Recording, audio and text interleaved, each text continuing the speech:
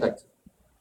One more, and then, Mark, I'm really gonna, I won't run late. I'll zip through all these slides pretty quick. So, now he knows what's coming, right? Okay. Okay, hold out here. Hold out here. Okay, hold up here.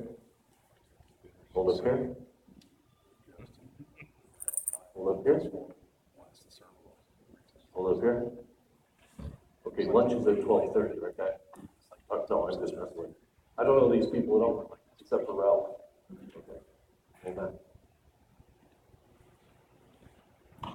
Hold here. Hold down. Hold up. Now, don't know, but just turn your head this way, just for kicks. Hold up here. Oh, yeah. Okay, turn your head the other way. Okay. He defies the logic. Because usually when you have the deficit this way, if you turn the head this way, it clears it. Does that mean he doesn't have it? No, it just means we got to fix it a different way, right? Okay, good, thanks. So, that's the assessment. Close call, okay? That's the basics of the assessment, right? Just the fundamentals of, look, it ain't magic, it's neurology. You don't tell the brain what it has to use, you let the brain use it. But if it can't do things side to side, you gotta look and go, is that good? If I'm gonna take this person, any one of these people, into the weight room now and start doing squats, is that a good idea? I tend to say no.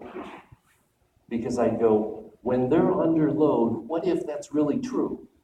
And they get down under a load and the low back starts getting loaded more and more, and there's neurological inefficiency with that. Why would you put somebody through that? Because, and this, sorry, I'll get going and then I got to stop, say the lead. Bodybuilders are the greatest example of this. They're working on a side and they go, you know, I just can't get these muscles to pump up the way the other side is.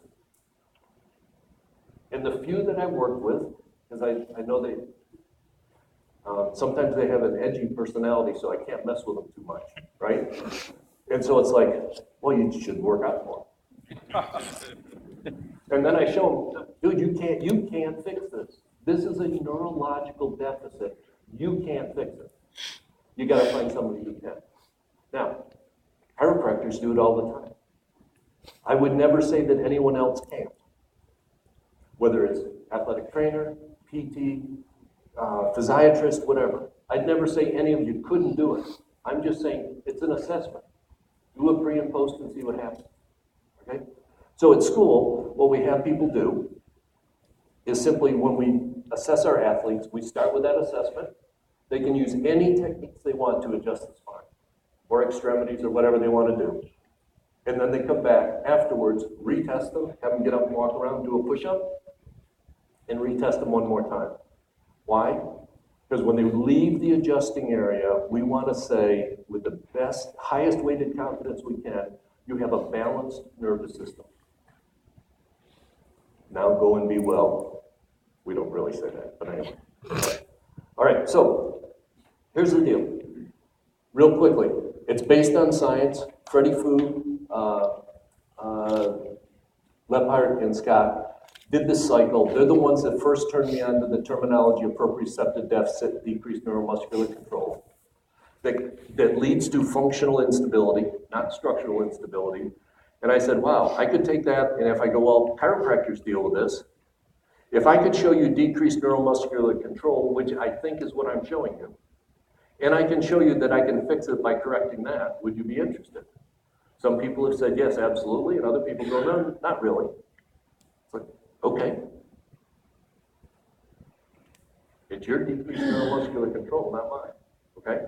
All right, and then that's a single joint, that's from injuries, okay? And then you put Punjabi's article in 2006, and they're looking at breakdown of the back. Where does back pain come from? And back pain tends to come from, as Punjabi said, here's what happens when everything works right. You get normal response pattern, You get no adverse circumstances and you get feedback. Something that corrupts or injures the transducers goes into the brain, comes out as a corrupted response, corrupted muscle response pattern. This is where I say, for those of you that look at muscle patterns, synergistic dominance is the evidence that neurologically the brain is using the wrong muscles. Erector spinae is a substitutionary muscle for core stabilization.